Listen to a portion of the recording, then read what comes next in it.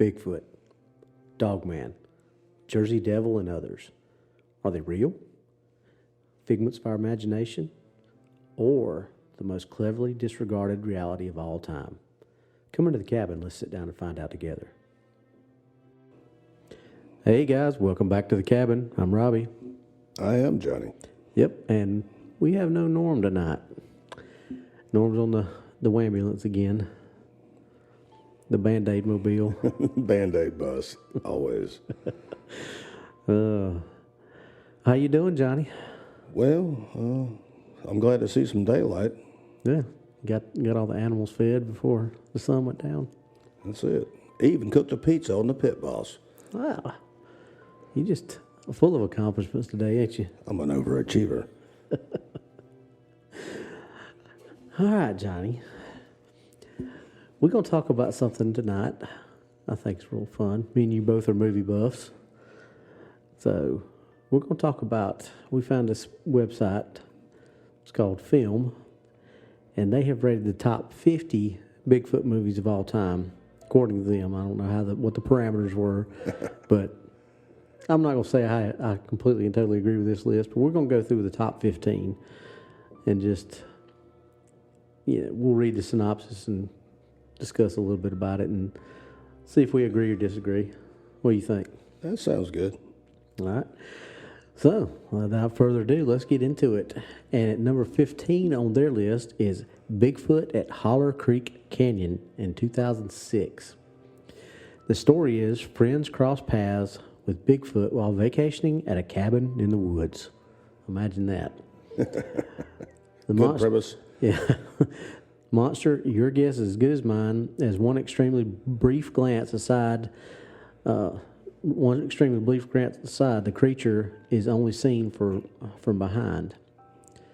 So, some of your best movies, it's almost like the guy was trying to mimic Hitchcock. Yeah.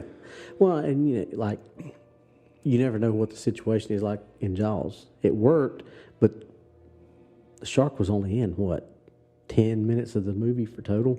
And it was the worst 10 minutes of the movie. Yeah. But that suspense from not seeing the shark turned out to be what made the movie as good as it was. I mean, definitely. So that's one that I have not seen.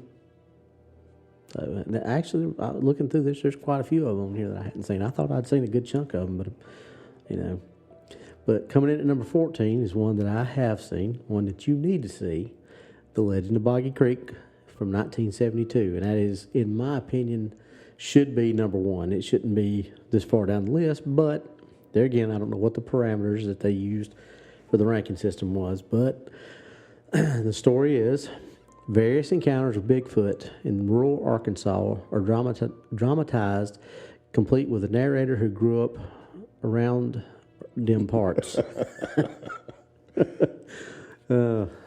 guess they're making fun of us Southerners with that one.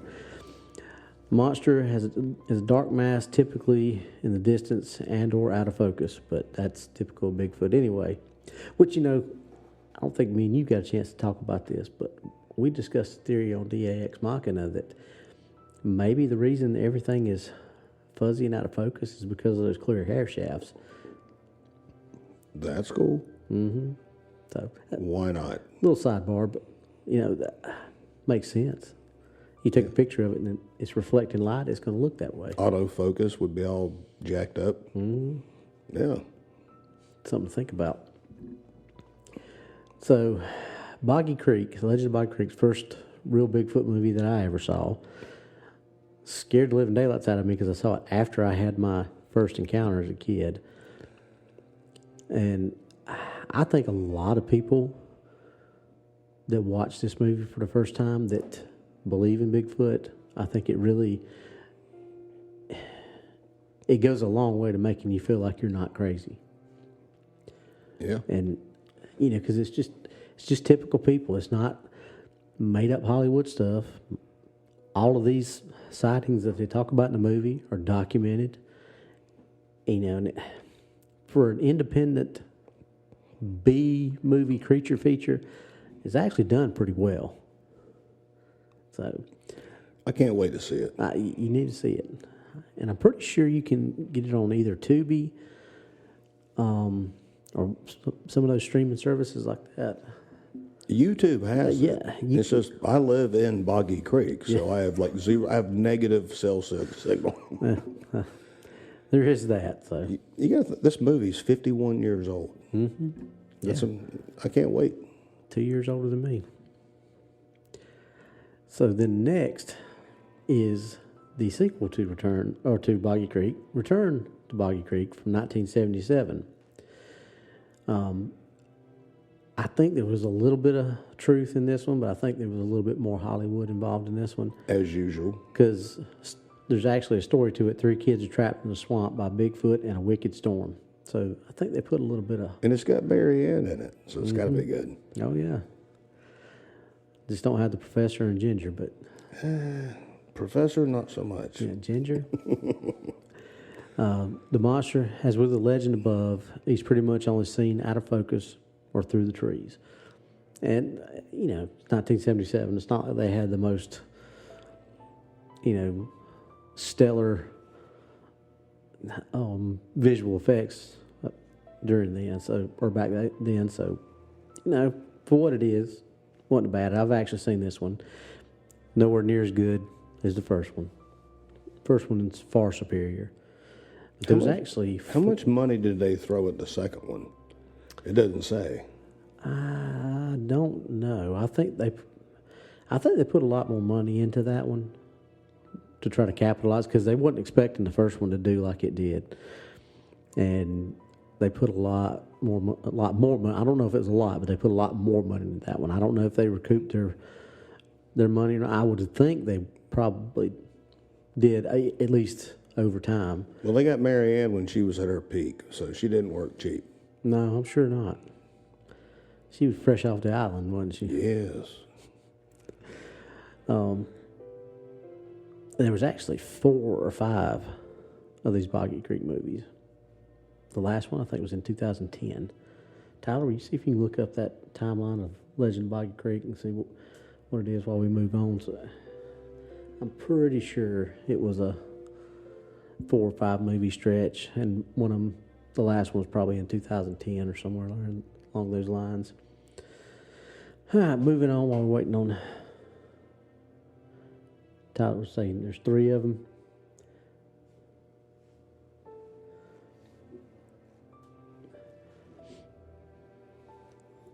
Okay, there was 3 films in the trilogy, but then there's a couple that are in the they're not considered in the trilogy, but they're still in canon with it. So, and I think that last one was the one I'm talking about. It was in 2010. All right, moving on to number 12. Is The Capture of Bigfoot from 1979. The story on this one is a flurry of deaths are revealed to be the work of the legendary creature of Arak, a.k.a. White Bigfoot, and his son, Arak Jr. But could they be the real victims here? Well. Sounds like a Bigfoot whodunit. The monsters in the movie, the beasts look like people in fat suits. Yeah, with a sheep fur. Yeah. That's funny.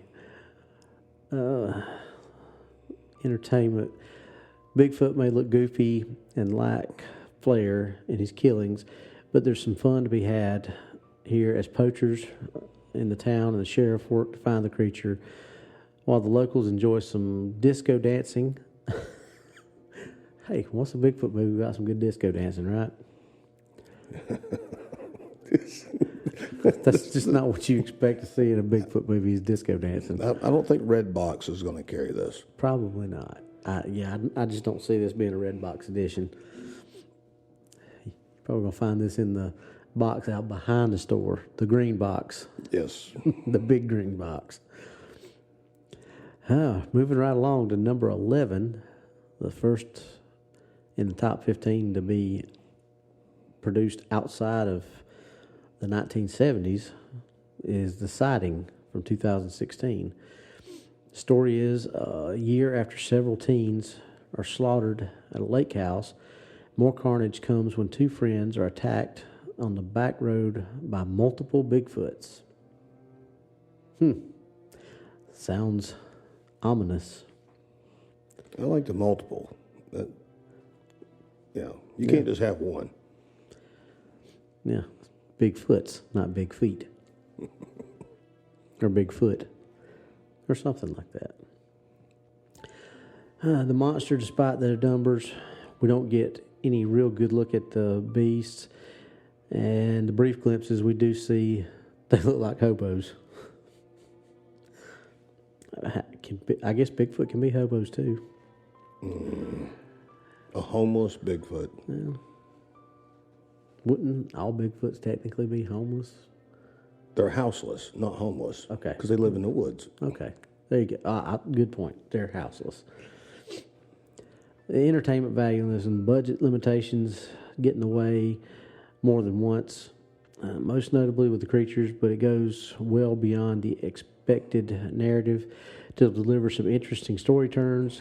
It's ultimately a better indie thriller than Bigfoot movie. The original title, Paper Dolls, is better though. Paper Dolls being with Bigfoots being the killer. Yeah, I'm having a problem with that. Yeah. Then we get to number 10, and your Bigfoot movie, Harry and the Hendersons from 1987. Warm and fuzzy. Yep, all warm and fuzzy. The story of Harry and the Hendersons, if anybody out there doesn't know, is a family welcomes Bigfoot into their home, and hijinks ensue. Yeah, that's pretty much the storyline. They hit him with a car. Yeah, strap him to the rack and take him home. And take him home. He wakes up on the way. I don't remember that part. Yeah, they hit him in the car, strapped him to the rack on the car. He woke up, looked down, screamed. They hit the brakes. He flew off the car, and they knocked him out or thought they killed him again. So they put him back up on there. And More hijinks ensued. Yeah. Hijinks aplenty. The monster in this, Rick Baker designed Harry, so of course it's the best looking Bigfoot to ever grace the screen. Yeah. I guess he was a famous makeup guy. Yeah, Rick Baker's the one that did the effects for American Werewolf in London.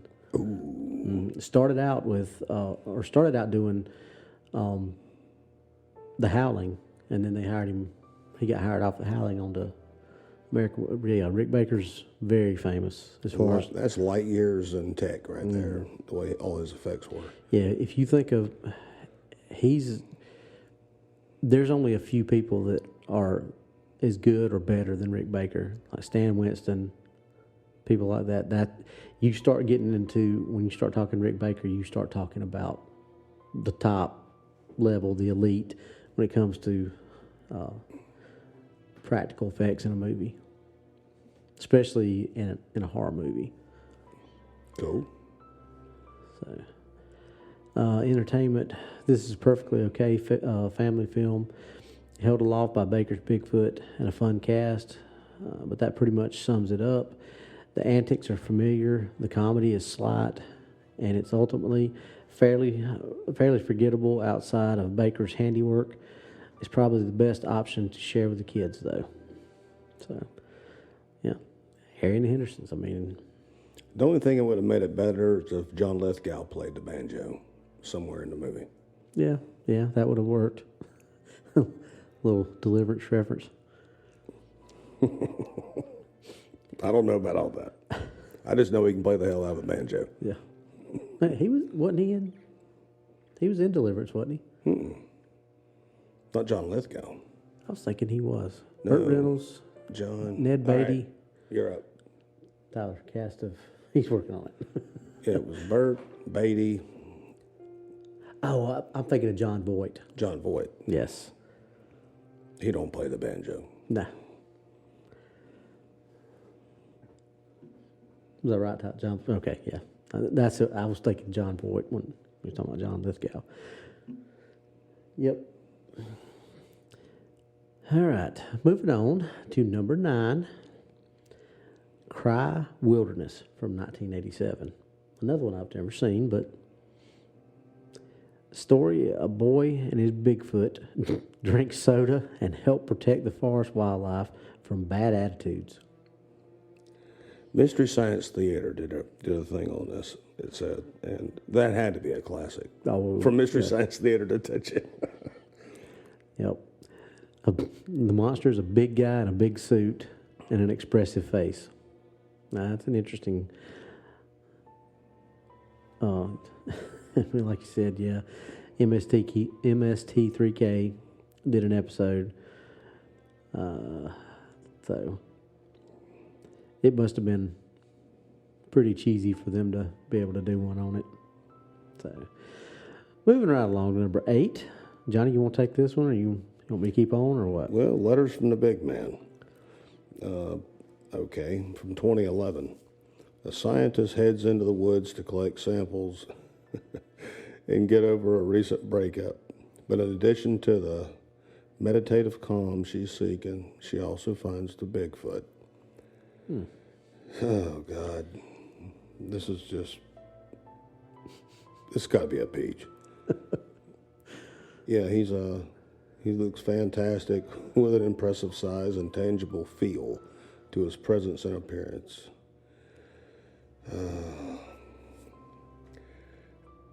Yeah, we're gonna skip this one because this is some of that self-help 12-step stuff. That's not Bigfoot. That's not my Bigfoot. Moving on to number 7, Johnny. Ooh, Demon Warp, 1988. I hadn't seen this I one. can't believe I missed this. Maybe because of the title.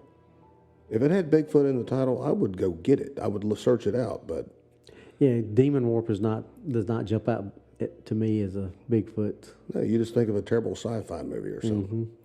But it's a group of friends cross paths with some Bigfoots. There they go with that plural. And worse, while looking for a fun time in the woods. Yeah, same deal. The monster's just unspectacular, but looks like it'd be a fun movie. Yeah. I mean, it sounds interesting. It sounds like it's got an interesting concept to it. But there again, I would probably, if I was looking through movies, would probably, without seeing that picture, would just scroll past that because They said it pairs up well with Night of the Demon. Maybe that's in this top 10 that I don't know about yet. it might have been further back in the some of the Number ones. 49. It probably is. Okay, we're down to number 6. Love in the Time of Monsters. 2014. Now let's see how they did on their tech. It's a family resort in the woods sees its costumed Bigfoot monsters, its employees in furry suits, turn deadly after ingesting contaminated water. They probably filmed this in Flint, Michigan. The monsters, they're fake and intentionally cheesy, but a surprise guest later on looks far more impressive. Well, So this really technically isn't even a Bigfoot movie. it's about a spoof of a resort. But you remember when they had old Peter, what's his name, out in Seattle, and they were filming Star Wars, the 4th one. They had to keep security around him all the time. Yeah, Peter Mayhew. That's it, Mayhew. I'm going to let you take this next one. All right, number 5, Creature from the Black Lake. Back in the 1970s, it's 1976. The story is friends cross paths with Bigfoot while exploring the Louisiana woods. So I guess this creature from Black Lake is a skunk ape, more than likely. Monster, nothing much to report here, as we only see it in shadows and silhouette. It's dated and grainy as all hell, but it's actually a fun little movie about two Yankees who, and folks, that's not us. This is the film, the description saying it, not us. Who head south to take in the culture and geography. It's well acted and filled with familiar faces, and while the Bigfoot interaction is limited, The scenes deliver some minor thrills and chills. And moving on to number 4, which is a movie I have seen, Willow Creek. It's very good. Really intense movie from 2013. Story, a couple crosses paths with Bigfoot while exploring the Northern California woods, and they're supposed to be up around Bluff Creek where the Patty Gimlin film was filmed. The monster, this may be controversial for such a high ranker, but we don't really see Bigfoot. And it's true. It's just kind of implied that that's what's going on. It's never like outwardly seen. It's just like kind of let your imagination. You know you know what they're there for, and you just have to make the assumptions of what's happening, which sometimes is a good thing. I like it. I like the suspense part. Yeah. There are plenty of folks who hate Bobcat Goldthwait's foray into a horror genre, and it's difficult to argue with someone's dislike of a found footage film because I get it. Found footage films suck. That said, this is easily one of the best thanks to an increasingly tense narrative, truly likable protagonists due to strong performances and some legitimately frightening sequences. The tense scene is a masterpiece of single static shot terror, and while the ending leaves some of the viewers wanting more, it's both a harrowing and refreshing turn for the rest of us. So, and yeah, I mean, but going on with number 3, this is, in my opinion, one of the best Bigfoot movies ever made. This one is up there with Legend of Boggy Creek for me. Number 3, Exists, 2014. This is another found footage movie, but I think this one did it right. I don't know what this guy's going to say about it or this webpage, but in my opinion, this is one of the better ones. Story: a group of friends crosses paths with Bigfoot while partying in the Texas woods, and that's pretty true.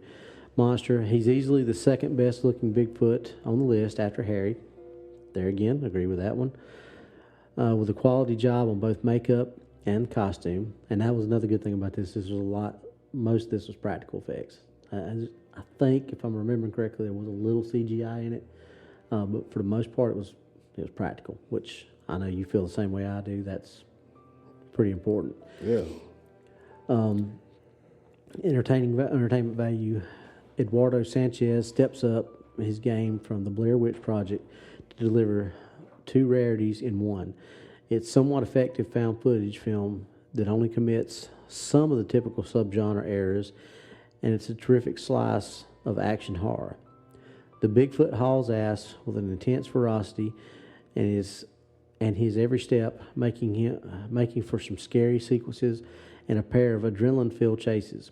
Sanchez uses his collection of GoPro-like cameras to great effect, affording us plenty of views and angles of the carnage while still making some questionable found footage choices. Sure, there are still some insane chatter among the not quite likable friends, but it's never too obnoxious and to keep going. You'll want to finish as it all leads to a fun, thrilling finale. And yeah, besides Legend of Boggy Creek, Johnny, I would definitely suggest you get a hold of this one. And here we go. Number 2, Night of the Demon. So it wasn't number 49. No, it wasn't. It was number 2. So, Night of the Demon, 1980. The story: a college professor and his students cross paths with Bigfoot, a creature they're looking for in the woods, but the truth behind its existence is even more disturbing. The monster, he looks like Alfred Molina in Lady Hawk. You remember that movie? God, After waxing his chest and stomach. Entertainment. This nutty, full-blown horror film is an absolute blast as it fills the screen with gory bits, naked bits, and bits of pure genre bliss. It's no big budget affair, but if you're an 80s horror fan, this is a must-see gem. From the brilliant title screen, blood from the severed arm slowly fills the creature's footprint, to the sleeping bag death that predates Friday the 13th, Part 7, by 8 years, a deliriously great double Girl Scout death, a scene where Bigfoot uses a guy's intestines like nunchucks, and a third act that jettisons good taste with abandon. This is just a fun time at the movies. Sounds like it. Intestines is a nunchuck. I almost got to see it just for that. Hey, I'm feeling the same way. Yeah. You buy it, I'll watch it. Hey, sounds good. I can probably find it on some of my streaming platforms, I'm sure. Matter of fact, let's see. This video contains content from Greater Fool Media, who has blocked it on copyright grounds. So they wouldn't let them show the. And coming in at number 1, you've probably heard me talk about this one before. It's cheesy as all get out, but this is a fun movie to watch. Abominable, 2006. This story. A wheelchair-bound man witnesses a Bigfoot creeping around while spying on his neighbors. But who's going to believe a pervert? And that is actually part of the plot. Because they actually call him pervert, or peeping Tom, creeper. I can't remember exactly the words they use, but and this is another one that's got Lance Henriksen in it. It's got the body snatcher himself. Sutherland? Donald Sutherland? Not Donald Sutherland, the other one that was. I had his name just before. He's been in like every horror movie ever. Reanimator was what I was thinking of, not Body Snatcher. Oh, God. Reanimator.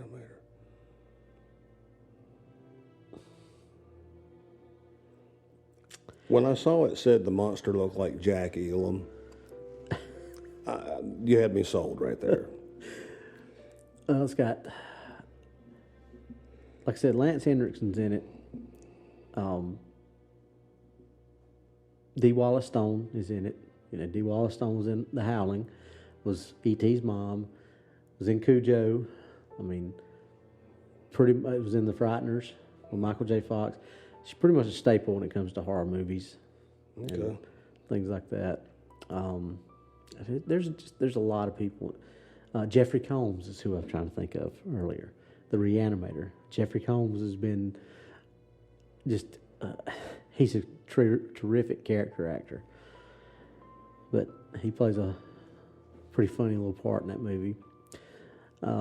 Getting on to the monster, like I said, he's big, he's fierce, and effective as hell, but there's no denying that he looks like a pissed off Jack Elam. I'll just let you see the movie to see if that's a true statement. I have to see it. Yes, I've been a Jack Elam fan since the 50s. The entertainment. This is one of the few Bigfoot movies that gets each element right. Okay, that's a good way to start off. It has fun mashing its Rear Window-inspired plot into a creature feature with a cool-looking monster at its center. There's gore, wisecracking, legendary roster of supporting players, including Lance Henriksen, Jeffrey Combs, and Paul Gleason. I should have just scrolled on down and I would have got the answers to my. It's goofy at times, but folks looking for a fun, unassuming monster movie starring a rampaging Bigfoot can hardly do better, as it ticks off all the boxes of a memorable, entertaining monster movie. And one of the things that I find it's almost one of the funniest parts of the movie, let's just say. Do you remember the movie The Breakfast Club? Yes. Okay.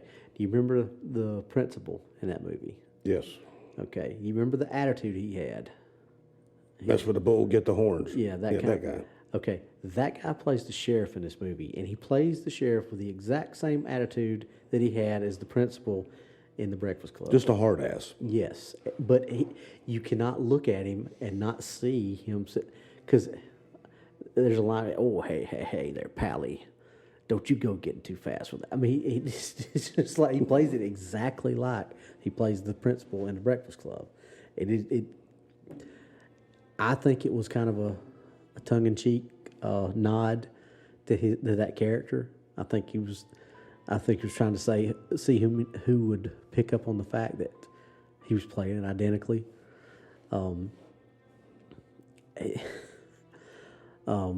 Jeffrey Combs, like I said, his character, he plays it almost identical to the way not as out there and as psychotic as his character in The Frighteners, but sort of that same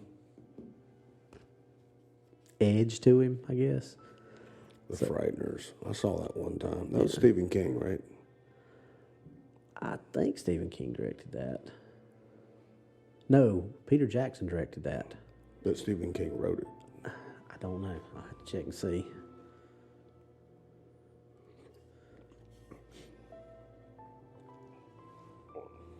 Yeah, Silver Bullet. I can't believe Silver Bullet wasn't in the top 10. Well, that's a werewolf movie, not a Bigfoot movie. There we go. Even though the Wrong critter. werewolf, most people say, looked like a big teddy bear, or a big, he still didn't make the cut on this one.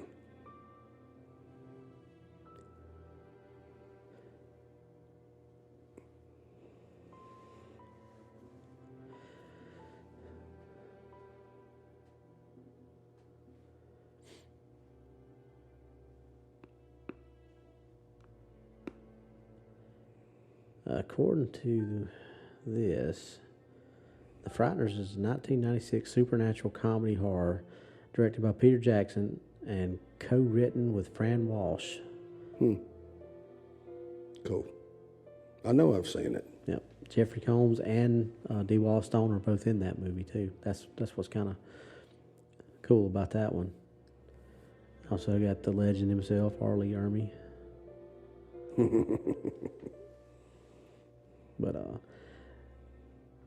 that's another pretty cool movie, but not in the same genre. There's some movies that I would have put in the top 15 that were way better, I believe, than. And I say that, but I hadn't seen most of those movies in there. I Like Exist. I think it definitely deserved to be in. I'd say I would have put it in the top 5. Honestly, don't know that I would put Harry and the Hendersons in the top 5. I mean, it wasn't in that, but I don't think I would put, even though it's the definitive Bigfoot movie for a lot of people. But I think those people are the ones that truly don't. They just think, okay, this is just a fantasy movie. Mm-hmm. For people like us who know, I don't think Harry and the Hendersons.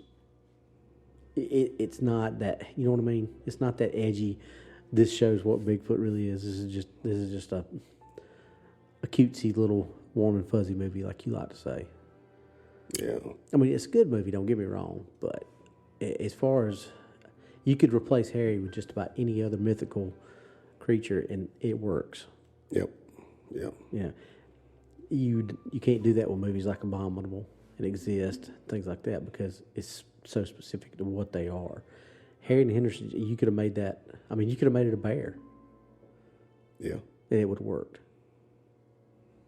You could have made it a werewolf, a friendly werewolf. Michael J. Fox's werewolf from Teen Wolf, and Harry and the Hendersons works. So I'm not down in that movie. I don't think it's that. Well, like the movie we were talking about, Untold. Yeah.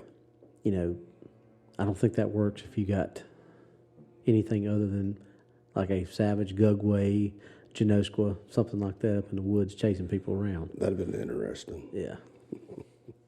Another one that I would have put in the top 10 at least was Primal. I have seen Bramble. Yeah, that's the one we think looks more like a Gugway. Yeah. That was a very good one. That's the one where the couple has the car trouble. I can't remember if it's a flat tire or the car cuts off on them, whatever the case may be. Out in the Pacific Northwest, this thing starts stalking them. It's after the girlfriend. It's a pretty cool little movie. Yeah. Big Legend was another one that's really good that I didn't see it in the top 15, and I think should have been in it. That was another one with Lance Henriksen. Was supposed to start off or kickstart a MonsterVerse type, like the Avengers universe and what we got now with Godzilla and King Kong, the actual MonsterVerse, the Dark Universe that was with the new monster movies, the Dracula and the Tom Cruise's Mummy movie was supposed to start it off, but of course it folded and flopped. And The Anne Rice movies? no, the actual he was in the Mummy, the remake of the Mummy, but it was supposed Tom Cruise? to, yeah. When did this abomination happen? 2015, somewhere around in there. Yeah. I'm glad that went under my radar. Yeah. Well, the movie itself was not horrible. It wasn't good, but it wasn't horrible.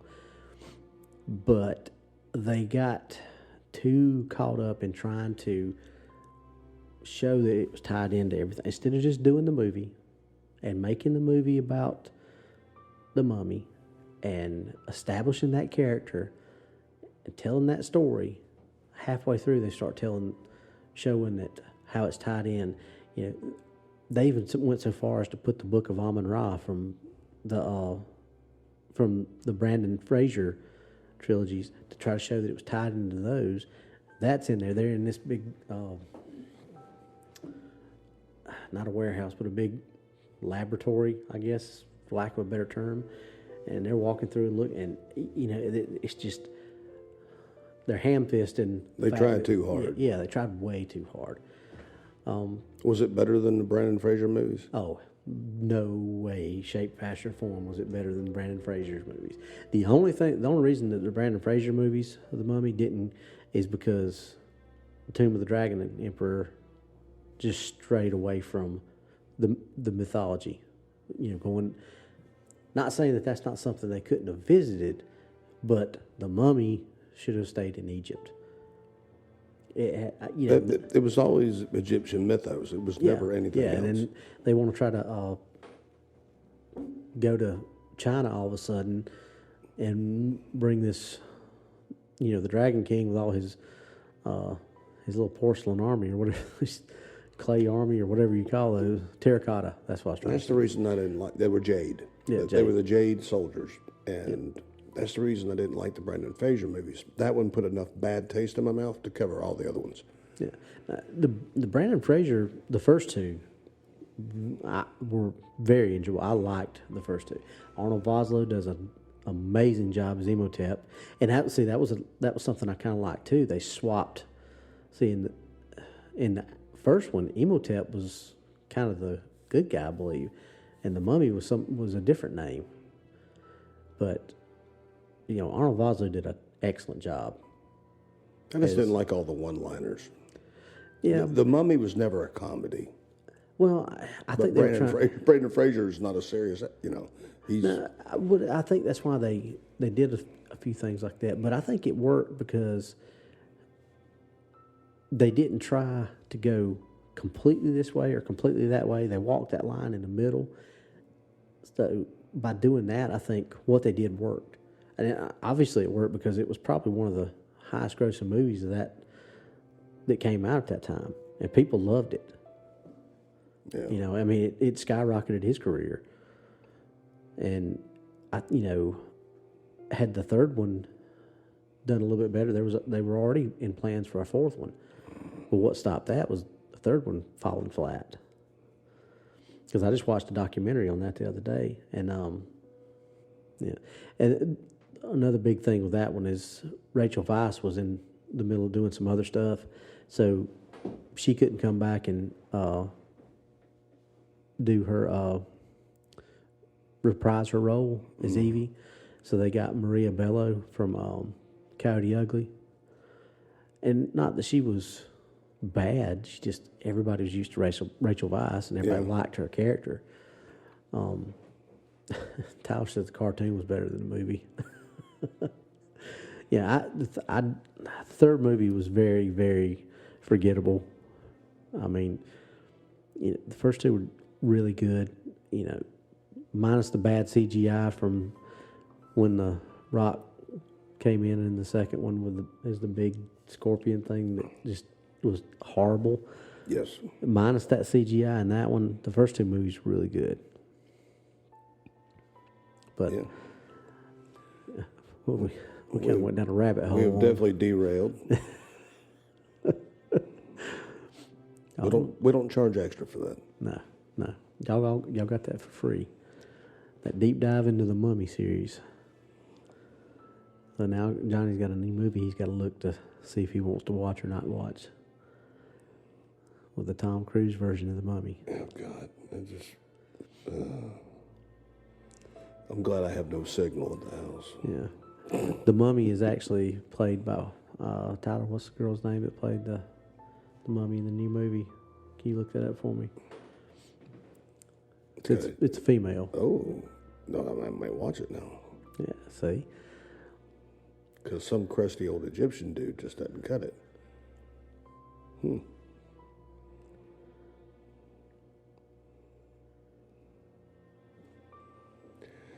Wait, you see it came out in 2015. Yeah, somewhere in there, yeah. And see if I can give you the brief synopsis of it right quick. Tom Cruise and his partner, they're in the military together, and Sophia Boutella is who plays the how do you pronounce that?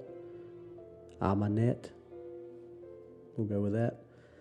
But Tom Cruise plays Nick Morton, and Jake Johnson plays Sergeant Vale, who is his partner, and they're on like an iniquities team for the army. Like and I think I want to say they were in Baghdad or somewhere like that at first, and when something's discovered, they go in and secure the scene, and then they bring an archaeologist in, and they provide. But instead of doing what they were supposed to do, I think they were stealing some stuff, and they end up going into the mummy's crypt, tomb, whatever you want to call it. They end up waking her up. His partner gets possessed. It's just it's a long, drawn out story. It's not as simple as the Brendan Fraser ones. Go looking for something, wake it up, it comes trying to kill you. This was like kind of convoluted. Like you said, tried too hard. Because Russell Crowe's in it. But guess who Russell Crowe plays? Dr. Jekyll and Mr. Hyde. Oh, God. This is just as bad as that League of Extraordinary Gentlemen. Yeah, it did remind me a whole lot of that. God, they tried hard. But I actually think League of Extraordinary Gentlemen was better than this. Okay.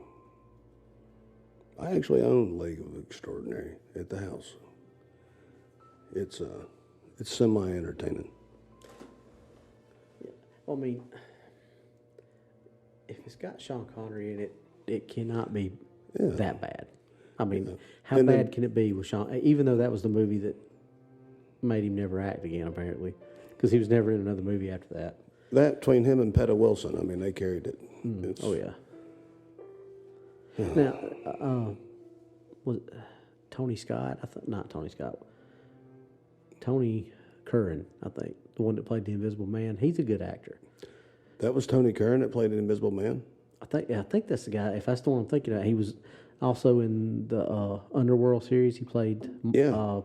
Which one was he? Was it not Marcus? But no, he was the Or was it Marcus? Yeah, it was Marcus. Marcus. He played Marcus. He was in 13th Warrior. And I think he was in Blade too. Might have He been. had long curly hair and he had that Scots accent. Yeah. He got killed quick. Yep. So, yeah, he's really good in that movie. Yeah. Well, I mean, Tony Curran's good too, but anytime you got Sean Connery in there, it can't be.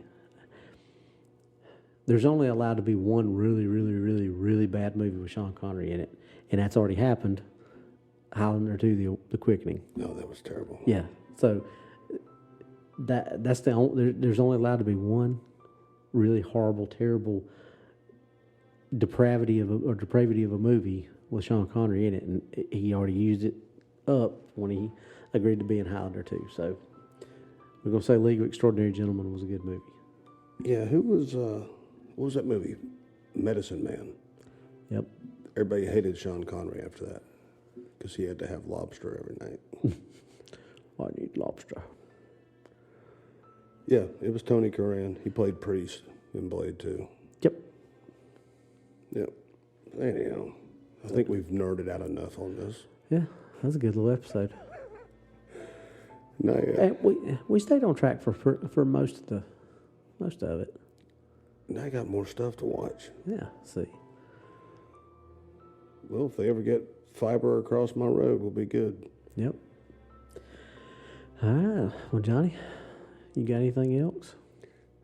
I think I'm done. All right. Well, I'm not going to be able to give you all the long, drawn-out explanation Norm usually does. I'll just tell you that, you can get in touch with us at What's Really Out There 2022 at gmail.com. You can also get us on our Facebook page at What's Really Out There. You can listen to us on iHeartRadio, Spreaker, Spotify, and YouTube. Those are the ways you can also leave us a message on YouTube, give us a direct message. That's pretty much monitored all the time. And if you don't have access to any of those ways, then Johnny can still get a message. Yeah, smoke signals. Carrier pigeons are a new thing, I hear. Ah, We'll have to try that. yeah. Would that be called getting a tweet if you get it from a carrier pigeon? Oh, my. Sounds good. I couldn't resist. I had to That would definitely be a tweet. tweet out this message. All right, folks. Well, that's all we got for this episode from the cabin. I'm Robbie. I am Johnny. I'm still Johnny. Still Johnny. Hey, it's working.